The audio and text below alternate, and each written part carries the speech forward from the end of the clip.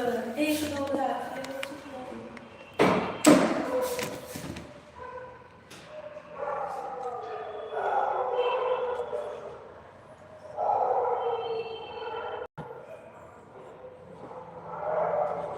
Magnetic effects के तो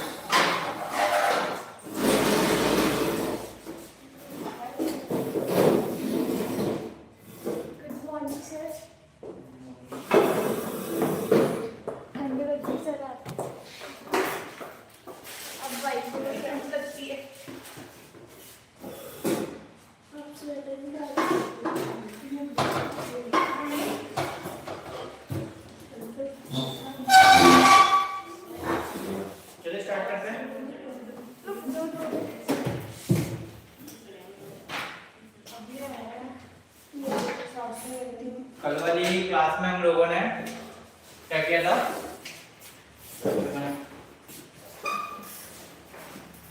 ये रहा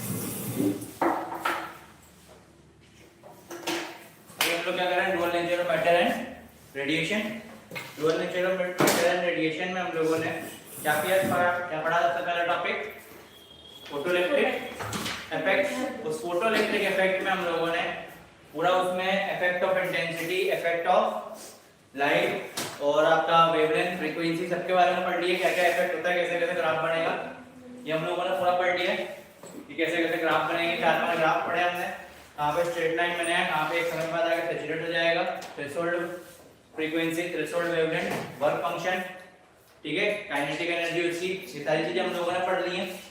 इन सब में मुझे कोई भी दिक्कत है? कल हम लोगों ने एक्सेलरेटेड क्वेश्चन भी कर लिए थे, एक्सेलरेटेड क्वेश्चन भी कर लिए थे। अब हम लोग इसके आगे बढ़ते हैं। हमारा टॉपिक है अब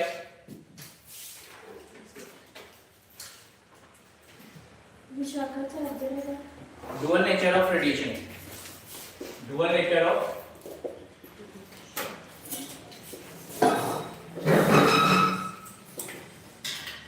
अभी जब मैंने क्लास स्टार्ट करी तब भी बताया था कि लाइट क्या है आपका, दोनों नेचर शो करती है। डुअल नेचर में क्या क्या, वेव नेचर भी और पार्टिकल नेचर भी। तो वेव नेचर के लिए हम लोगों ने जो स्टडी करी, माइक के पास ना हो जितना वो कैप्चर करता है, ठीक है। तो डुअल लाइट वेव नेचर में हमने पढ़ा था पूरी ऑप्टिक्स में कौन कौन सा phenomena, reflection, refraction, interference, diffraction, polarisation, ये सारे फिनोमेना किसके लिए हमारे वेव नेचर के लिए, ठीक है। फिर आता है आपका पार्टिकल नेचर। इस चैप्टर में हम लोग कौन सी स्टडी करनी है, वेव की, मतलब लाइट की पार्टिकल नेचर की स्टडी करनी है। कौन से नेचर की स्टडी करनी है, पार्टिकल नेचर की। पार्टिकल नेचर की स्टडी के लिए एक फिनोमेना था हमारे पास फोटो इलेक्ट्रिक इफेक्ट, और यहाँ आपके में कॉम्पटन इफेक्ट। लेकिन कॉम्पटन इफेक्ट आप लोगों के सिलेबस में नहीं है, ठीक है। कॉम्पटन इफेक्ट आप लोगों के सिलेबस में नहीं है। फोटो इलेक्ट्रिक इफेक्ट है, फोटो इलेक्ट्रिक इफेक्ट अपना हो गया है।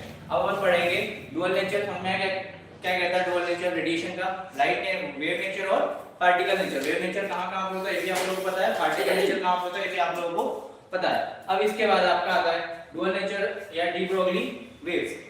कौन सी waves? De Broglie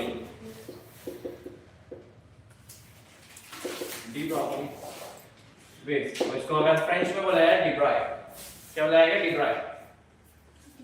French scientist है डी ब्रोगली। तो इसमें आपको अगर इनमें जो प्रोनाउंसिएशन, इनका प्रॉपर प्रोनाउंसिएशन होगा वो क्या होगा? डी ब्रॉय, ठीक है। तो अब इन्होंने क्या किया है, लिख लो पहले यहाँ पे। इन्होंने हाइपोथेसिस दी थी, लिखिए डी ब्रोगली वेव्स में। Related de Broglie waves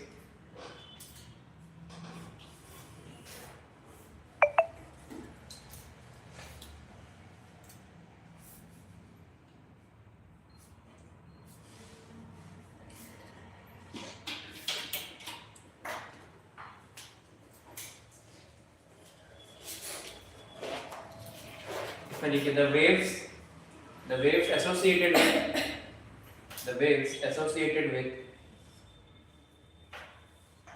associated with material particles, the waves associated with material particles in motion, are called matter or de Broglie waves, matter or de Broglie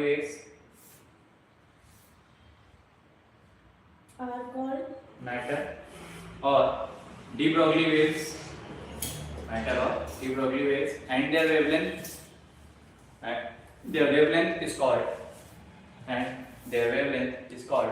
de Broglie wavelength, and their wavelength is called de Broglie wavelength.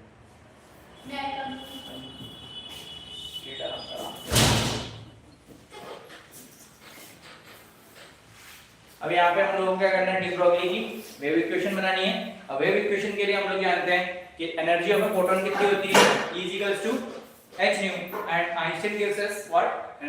Einstein mass energy equivalence, which is E is equals to mc square. So energy is equals to E is equals to क्या होता है, and h nu, E is equals to h nu, which is the energy given by the photon, and from Einstein mass energy equivalence E is equals to mc square. और अगर हम इन दोनों क्या करेंगे, compare करेंगे, क्योंकि दोनों क्या है, एनर्जी के ही इक्विवेलेंस है, दोनों क्या है, एनर्जी के ही इक्विवेलेंस है। तो क्या हो जाएगा, h nu is equals to mc square, h nu is equals to mc square. New को हम लोग क्या लिख सकते हैं, c by lambda। न्यू को हम लोग क्या लिख सकते हैं, c by lambda, where mu is your frequency, lambda is your wavelength, wavelength, c is your speed of light, h is your time constant, and m is your mass of the electron or proton, whatever you are taking, okay? तो ये हो जाएगा hc by lambda is equal to mc, ठीक है।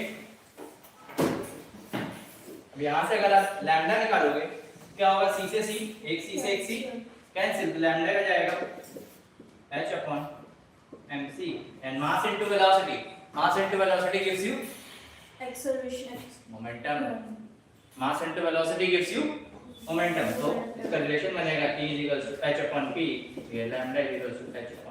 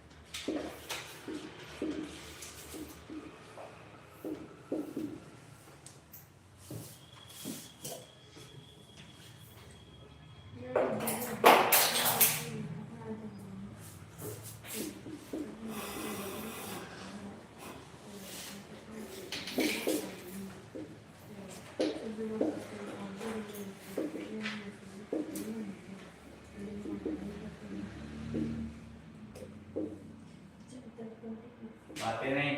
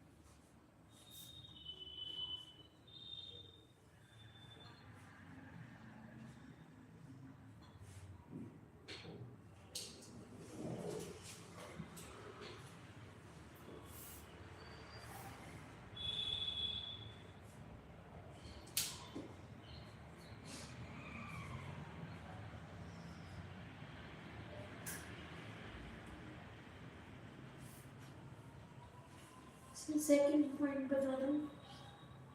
If velocity is equals to 0, then lambda is equals to infinity. क्योंकि inversely proportional अगर velocity क्या होगी आपकी 0 टू वेलोसिटी क्या है यहाँ पे, अगर c क्या स्पीड ऑफ लाइट इसी जगह लिख सकते हो आप वेलोसिटी, और अगर वेलोसिटी अगर किसी भी चीज की 0 है तो उसकी वेव ये क्या है, वेवलेंथ कितनी होगी, infinity.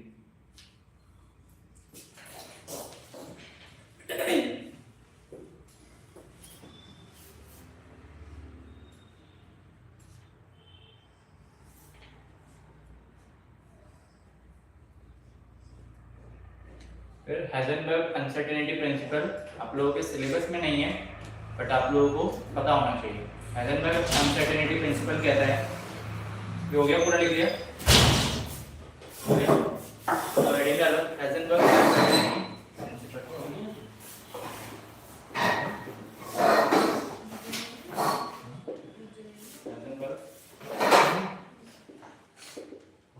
Heisenberg uncertainty principle, Heisenberg uncertainty principle. ये आपके सिलेबस में डायरेक्टली मेंशन नहीं है uncertainty principle.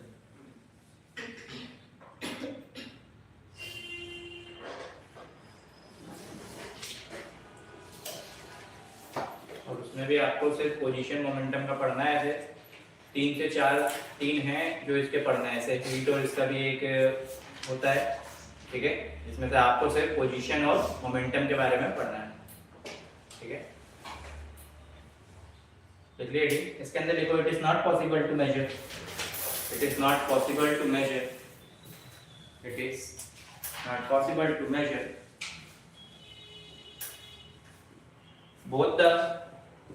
both the position and momentum, both the position and momentum, both the position and momentum of a subatomic particle, of a subatomic particle, of a subatomic particle at the same time, at the same time, the same time exactly, same time exactly, that is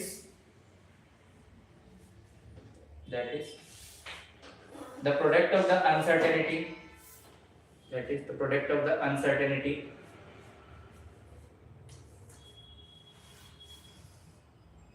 in position and get around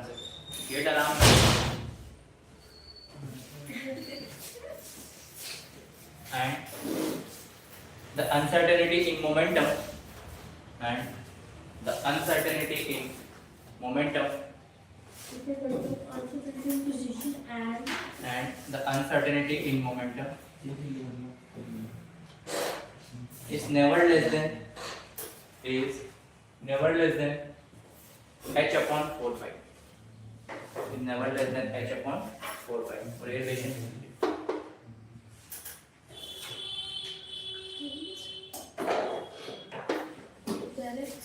delta p dot delta x is greater than equal to h upon 4 pi मतलब आप दो position और momentum साथ में आप calculate नहीं कर सकते उनकी अनसर्टेनिटी कि वो कहाँ पे होगा।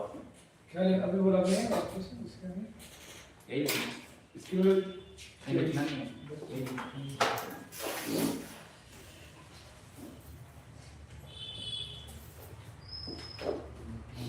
क्योंकि हम लोग ये पूरा पार्ट किसका है मॉडर्न फिजिक्स का है इसका पार्ट है ये पूरा का पूरा मॉडर्न फिजिक्स का। अब मॉडर्न फिजिक्स में हम लोग जो स्टडी करते हैं वो करते हैं माइक्रोस्कोपिक पार्टिकल्स की स्टडी ठीक है। तो और यहाँ पे जो होते हैं ये आइडेंटिकल पार्टिकल्स होते हैं लगभग क्योंकि अगर दो इलेक्ट्रॉन रखे हैं तो आप दो इलेक्ट्रॉन को डिफरेंशिएट नहीं कर सकते कि ये इलेक्ट्रॉन 1 है ये इलेक्ट्रॉन 2 है तो ये क्या सब एक जैसे दिखते हैं तो क्या है सब आइडेंटिकल पार्टिकल्स हैं वो भी वेरी स्मॉल मास ठीक है। क्योंकि अगर मान के चलो अभी तक हम लोगों ने न्यूटोनियन मैकेनिक्स पूरी पढ़ी थी पूरी जो न्यूटोनियन मैकेनिक्स थी जिसमें हम लोगों ने प्लस 1 में पूरा पढ़ा था वहां पे हम लोग किसकी स्टडी कर रहे थे मैक्रोस्कोपिक पार्टिकल्स की। वहां पे आप बॉल्स या कार्स इसकी स्टडी कर रहे थे उसको आप गिन सकते हो कि हाँ एक कार है 2 कार है 3 कार है। लेकिन यहाँ पे हम लोग किसकी बात स्टडी करते हैं बहुत ही माइक्रोस्कोपिक या छोटे छोटे एलिमेंट्री पार्टिकल्स की। तो यहाँ पे जब एलिमेंट्री पार्टिकल्स की स्टडी करते हो तो उनको आइडेंटिकल मतलब उनको आइडेंटिफाई करना कि ये 1 है ये 2 है ये बहुत डिफिकल्ट है और कुछ बहुत छोटे होते हैं तो उनको वैसे भी उनकी स्टडी इंडिविजुअली भी नहीं हो सकती।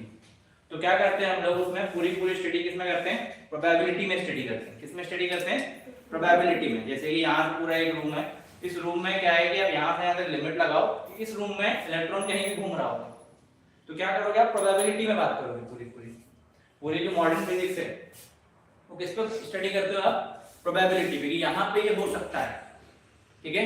होगा नहीं होगा बात अलग है लेकिन इतने एरिया में ये हो सकता है उसकी एक लिमिट है इससे बाहर वो नहीं जाएगा मैक्सिमम मिनिमम लिमिट से ठीक है। तो यहाँ आप लोगों के सिलेबस में तो मॉडर्न फिजिक्स अभी कुछ भी नहीं है। मॉडर्न फिजिक्स जब आगे आप लोगों को शायद जरूरत भी ना पड़े क्योंकि आप लोग अगर एमबीबीएस करोगे तो उसमें मॉडर्न फिजिक्स का इतना कोई रूल नहीं है क्योंकि वो एडवांस फिजिक्स है ठीक है। तो अभी आप लोगों को बस यहीं इसी लेवल तक इसको करना है ठीक है। लिख लिया हेजनबर्ग अनसर्टेनिटी प्रिंसिपल। उसके बाद लिखिए de Broglie wavelength of an electron. Next heading लिखिए de Broglie wavelength of an electron. De Broglie wavelength of an electron.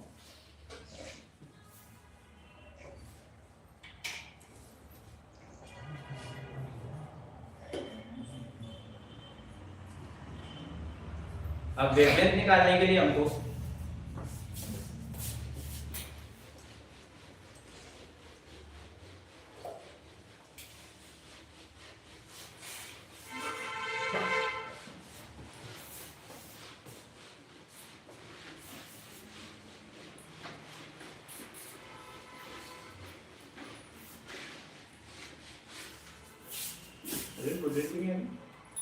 वो आएगी 9 बजे आएगी ना तो मॉर्निंग में नहीं आ सकती दूर है काफी 2 दिन से तो मॉर्निंग में 9 बजे भी नहीं आ रही है। वो कल वैन नहीं आनी थी उसकी तो सबकी छुट्टी थी तो इसलिए वो नहीं आई परसों को ठीक नहीं ठीक है। क्या लिखा आपने D Broglie wavelength of an electron.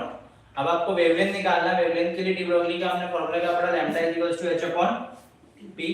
Lambda is equals to h upon p। अब यहाँ से अगर हमको वेवलेंथ निकालना वेवलेंथ निकालने के लिए क्या निकालना पड़ेगा मोमेंटम क्योंकि h तो क्या है आपका कांस्टेंट। तो अगर मोमेंटम निकालना है तो इलेक्ट्रॉन क्या करेगा कुछ ना कुछ काइनेटिक एनर्जी गेन करेगा। तो काइनेटिक एनर्जी क्या होती है उसकी हाफ mv। इसको क्या मैं p स्क्वायर बाय 2m लिख सकता हूँ। इसको क्या मैं p स्क्वायर बाय 2m लिख सकता हूँ क्योंकि p क्या होता है आपका मास इनटू वेलोसिटी। अगर मैं यहाँ पे रखता हूँ तो क्या हो जाता है ये मास स्क्वायर इनटू वेलोसिटी का स्क्वायर अपॉन 2m। एक मास से मास कैंसिल तो क्या बचेगा हाफ m v स्क्वायर यही होगा। तो क्या मैं इसको ऐसे इक्वल लिख सकता हूँ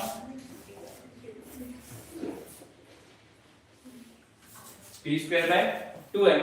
और एनर्जी के आप लोग अगर वो लिखते हो, यूनिट लिखते हो, किसमें आती है? इलेक्ट्रॉन वोल्ट में। एनर्जी की यूनिट किसमें आएगी यहाँ पे? क्योंकि हम लोगों ने बोला जूल बहुत बड़ी यूनिट हो जाती है हम लोगों की, तो एनर्जी की यूनिट क्या आएगी यहाँ पे? हम लोग किसमें स्टडी कर रहे हैं? इलेक्ट्रॉन वोल्ट में। तो p स्क्वायर बाय 2m इसमें आएगी ये इलेक्ट्रॉन वोल्ट में। तो यहाँ से अगर आप p निकालते हो, क्या निकालते हो? तो ये क्या हो जाएगा? इसको इधर भेज दो, अंडर द रूट 2me। ये क्या है? ये p की वैल्यू, ये p की वैल्यू उठा के आप यहाँ पे पुट कर दोगे तो क्या आ जाएगा आपके पास? क्या आ जाएगा आपके पास? वेवलेंथ ऑफ एन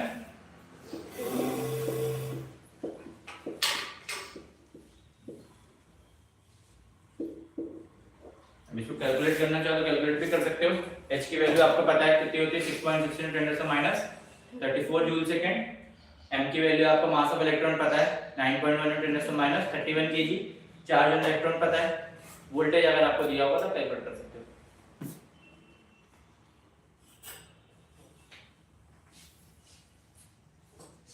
ये इसको अगर पूरा कैलकुलेट भी करते हो तो ये आता है 12.3 एंगस्ट्रॉम अपॉन वोल्टेज। ये बैकवर्ड फार्मूला बन गया आपका 12.3 angstrom upon under the root voltage. अगर आपको अलग अलग वोल्टेज दिए होंगे, क्या दिए होंगे? अलग अलग वोल्टेज अगर दिए होंगे तो क्या करोगे आप? यहाँ से वेवलेंथ निकाल सकते हो बड़े आराम से। ठीक है,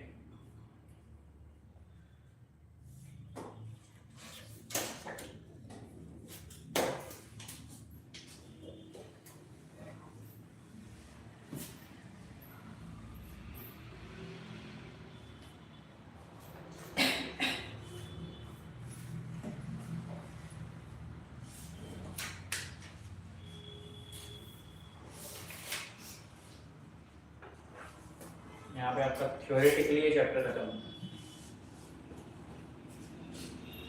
हो गया। ये क्वेश्चंस देखिए।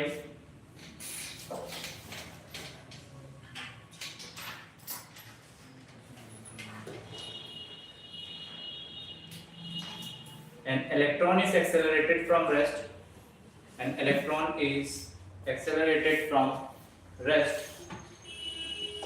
An electron is accelerated from rest through a potential difference of 100 volt, through a potential difference of 100 volt. Find first आपको find करना है the wavelength associated with, first आपको find करना है the wavelength associated with, second आपको find करना है the momentum, third आपको फाइंड करना है the velocity acquired by the electron, the velocity acquired by the electron.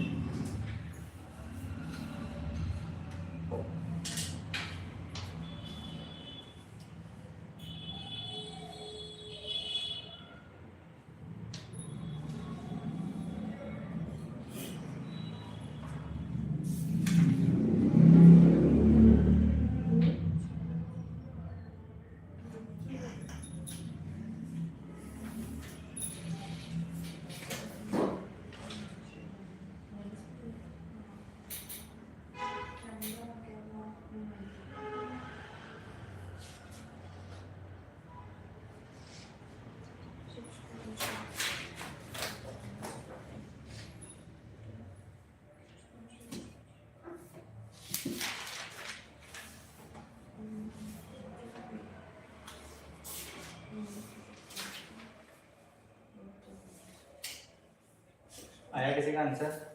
पहले का पहले का क्या है? 0.123 नैनोमीटर या 1.23 एंगस्ट्रॉम। सेम ही है। ठीक है, तो अगर आपका जैसे आंसर अगर आ रहा है 10⁻11 12 में आ रहा है ना, तो उसको अगर पॉइंट्स में कुछ आपके पास वैल्यूज हैं, उसको एंगस्ट्रॉम या नैनोमीटर में कन्वर्ट कर लो तो वो छोटा वॉल्यूम हो जाता है। ओके सर कर दे दो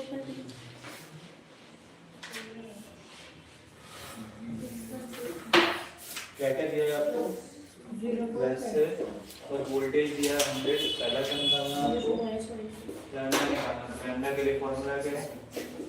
12.3 एंगस्ट्रॉम अपॉन 12.3 अपॉन 10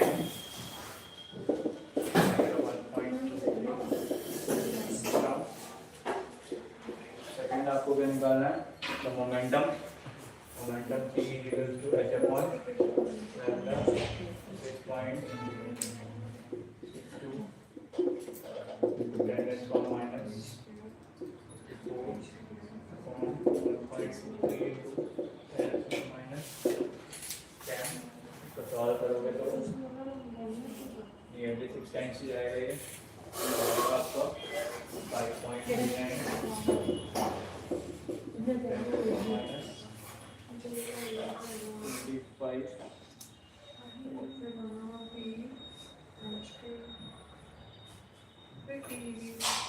तो आपको क्या निकालना है? वेलोसिटी 0.5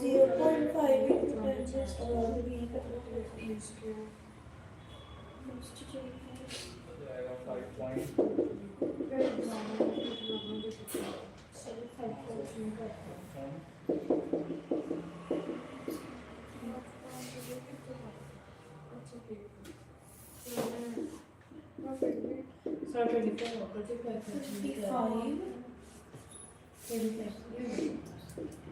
सर वो 24 का कहाँ पे? वो 34 10 5 पॉइंट लिखा है। हाँ पर हमारा आंसर 0.53 into 23 आ रहा है। 23 आ रहा है। इसको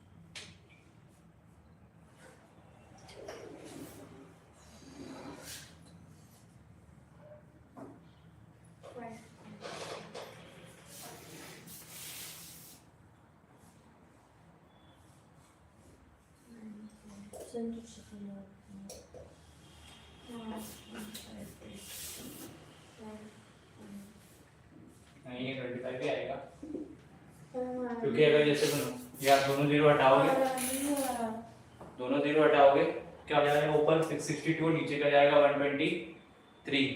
12 5 से कितना होता है? 60, तो ये आ जाएगा आपका 53.9 कुछ आएगा इसको सॉल्व करोगे तो। नहीं हाँ 6.62 है ना, और नीचे 1.23 पॉइंट कैंसिल हो गए। 662 डिवाइडेड बाय 123 5.3 आ रहा है, और पावर्स को तो कुछ किए नहीं है।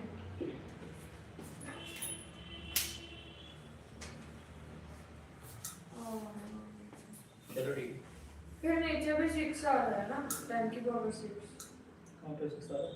जॉब पे 25 लिखना है। 124 होगा और 10 की power 6।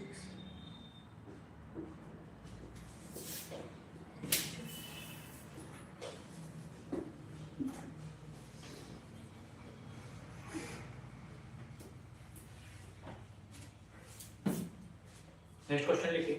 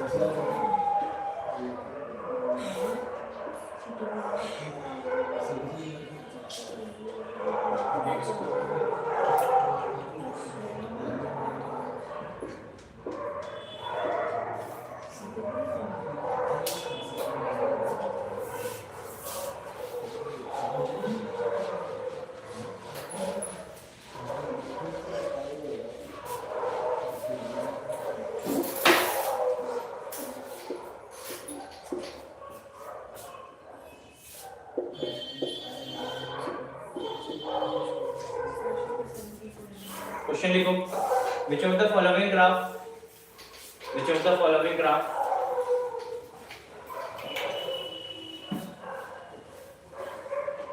which of the following graph correctly represents the variation of particle momentum, variation of particle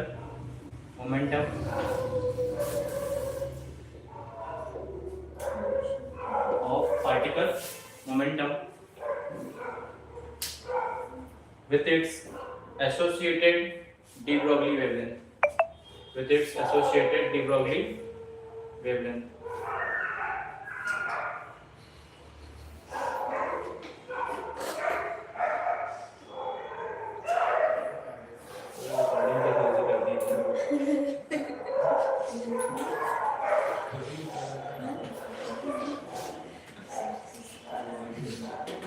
काफी लड़ाई है मतलब उड़ा रहा हूँ ऊपर का जाएंगे ये भी आ गया है।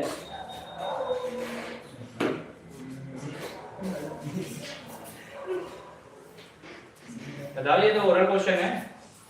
P इंक्रीज करेगा तो लैम्डा तो कम होगा।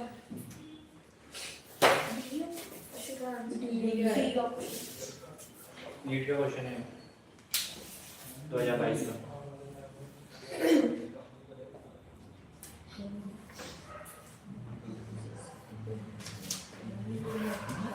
नेक्स्ट क्वेश्चन देखिए।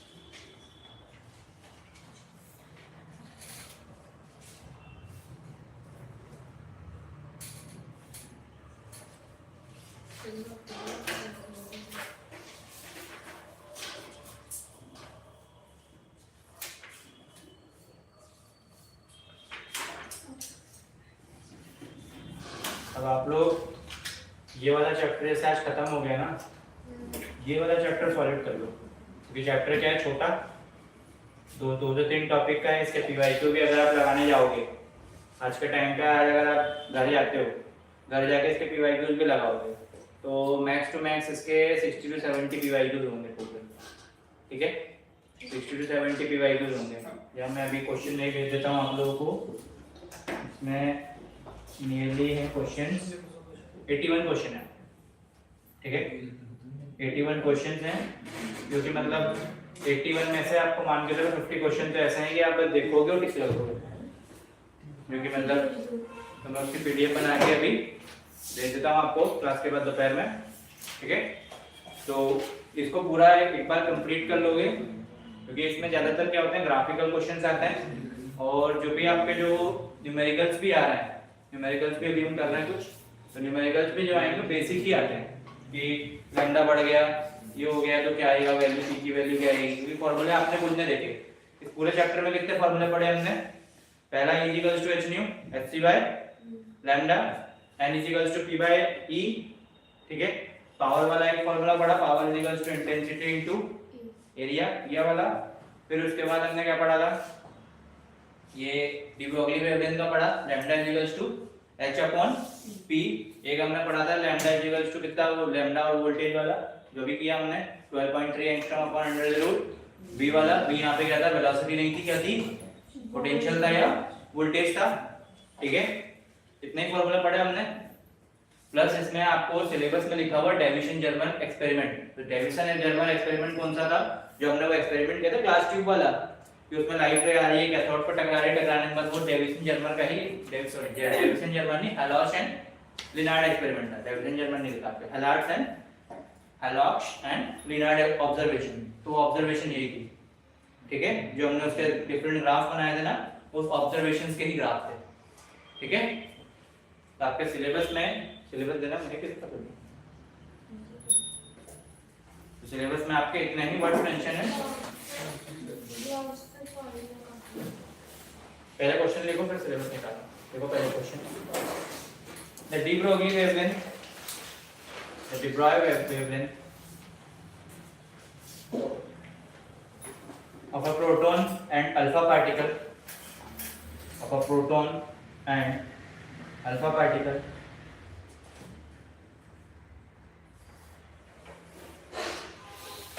of a proton and alpha particle are lambda and 2 lambda respectively, are lambda and 2 lambda respectively.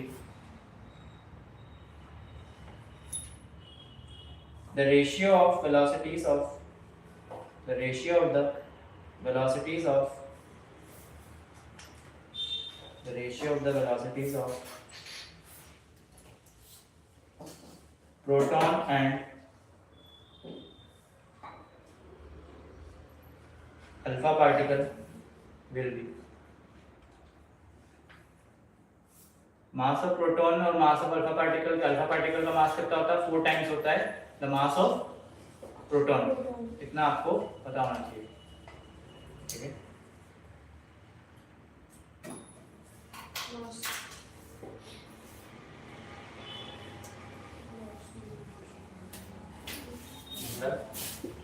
mass of alpha particle is 4 times mass of proton। इतना अगर आपको यहाँ पता होगा, ये क्वेश्चन जेईई मेंस 2024 का है। ये क्वेश्चन कहाँ का आपका जेईई मेंस 2024 का। ऑप्शन है आपके 1:8 जो ऑप्शन रेशियो निकालना।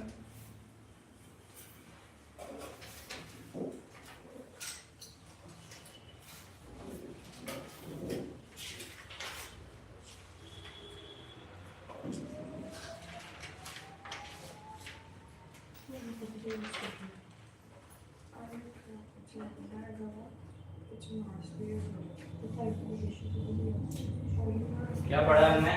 Lambda equals to h upon p।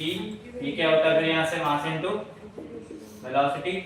Velocity आपको निकालना, वेलोसिटी का हो जाएगा h upon m into lambda, यही होगा। आपको क्या निकालना? Velocity of alpha particle to the velocity of इस चीज के बीच में रेशियो निकालना है। ऑप्शंस क्या है बुक में? Velocity of protons to the velocity of alpha, options velocity of proton to the velocity of alpha particle निकालना है, ठीक है। तो प्रोटॉन के लिए वेलोसिटी क्या होगी? vp। vp क्या हो जाएगी? h upon mass of proton और लैम्डा ऑफ प्रोटॉन, और वेलोसिटी ऑफ अल्फा पार्टिकल क्या हो जाएगी? h upon mass of alpha particle और लैम्डा ऑफ अल्फा पार्टिकल। दोनों क्या करना? रेशियो निकालना। क्या कर देंगे हम? डिवाइड। तो क्या जाएगा?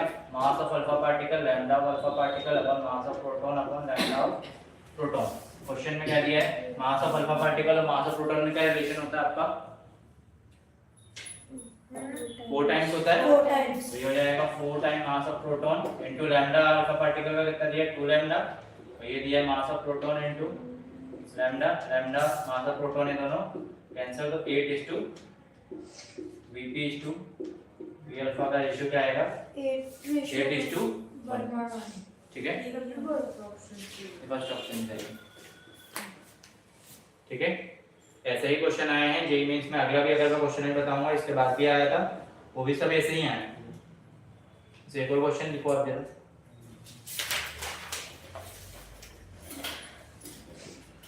ये तो ये क्वेश्चन अगर सुन के आंसर कर सकते हो तो बहुत वेरी गुड, इसमें लिखने की भी जरूरत नहीं है।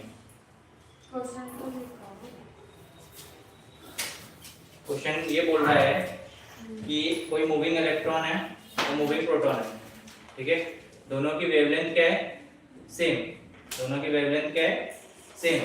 अगर वेवलेंथ सेम होती थे तो कौन सी क्वांटिटी है वो भी सेम होगी। ऑप्शन है आपके मोमेंटम, एंगुलर मोमेंटम, स्पीड और एनर्जी। वेवलेंथ सेम है तो मोमेंटम भी सेम है। पीछे इधर तभी ऑप्शन है आपके मोमेंटम, एंगुलर मोमेंटम, स्पीड और एनर्जी। मोमेंटम कैसे? मोमेंटम वाले अपना जस्टिफिकेशन दो।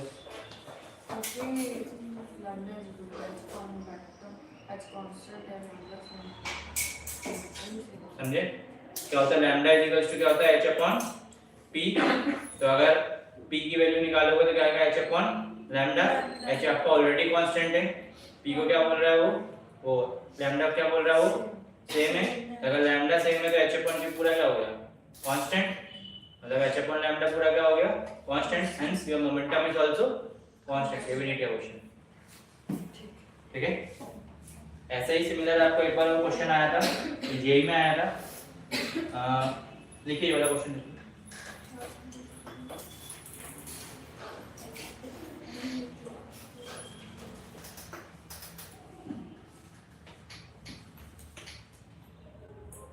An alpha particle and a proton, an alpha particle and a proton are accelerated from rest by a potential difference of 200 volt, by a potential difference of 200 volt. After this de Broglie wavelengths are lambda alpha and lambda p respectively. Lambda alpha and lambda p respectively. The ratio of lambda p is to lambda alpha. The ratio of lambda p versus lambda alpha is, option से लो आपके। A option है आपका 8, option है आपका 8, B है 2.8, B है आपका 2.8, C option है आपका 3.8 and 7.8, 3.8 and 7.8। Sir lambda alpha to lambda P, lambda P to lambda P लिखा है।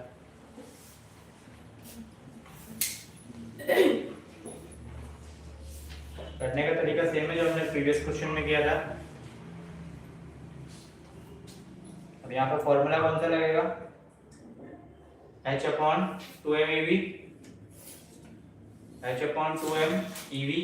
लेकिन e की जगह क्या आएगा? यहाँ पे आपका चार्ज आएगा, क्योंकि प्रोटॉन और अल्फा पार्टिकल दोनों में चार्ज अलग अलग होता है, ठीक है। तो proton charge at alpha particle is twice of electron, और charge at proton, charge at electron क्या होते हैं? बराबर होते हैं। E इक्वल्स टू क्या हो जाएगा? अगर आप चार्ज में बात करोगे, किसमें बात करोगे कि Q1 alpha particle is twice on Q1 proton, ये होता है आपका E equals to twice of. बस इतना ही इसमें प्लस, बाकी सब आपको पता है।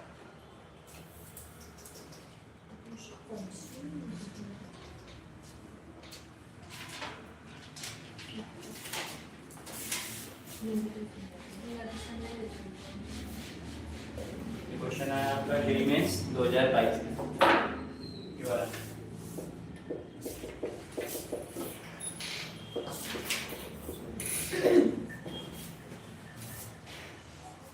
हमने फॉर्मूला पढ़ा है क्या? Lambda is equals to h upon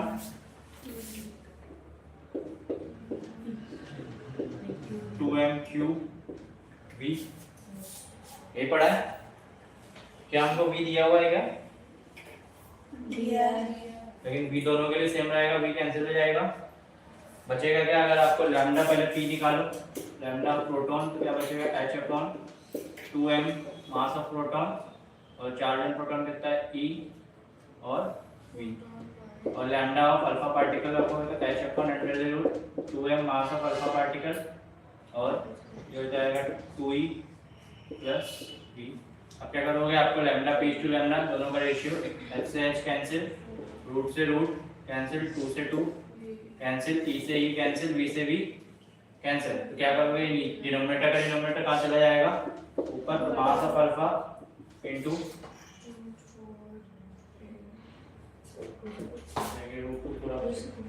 two upon यहाँ पे बचेगा मास ऑफ प्रोटॉन। अब मास of alpha particle mass of proton का रिलेशन क्या लिखा, वो लिखा है, ठीक है। अब निकालो जल्दी, यहाँ से आप लोग कर सकते हो।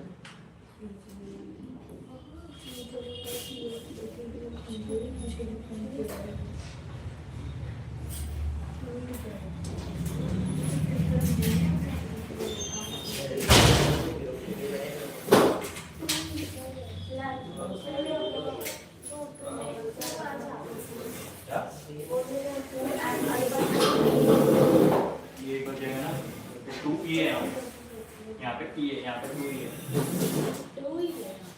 मास ऑफ फील्ड का ना, ये 4 रुपए का होता है, ठीक है। तो ये जाएगा आपका कितना, under the root 8, under the root 8 मतलब 4 रूट 2, 2 रूट 2 into 1.4 होता है रूट 2 के बाद, 2 into 1.4 ये होएगा आपका 2.4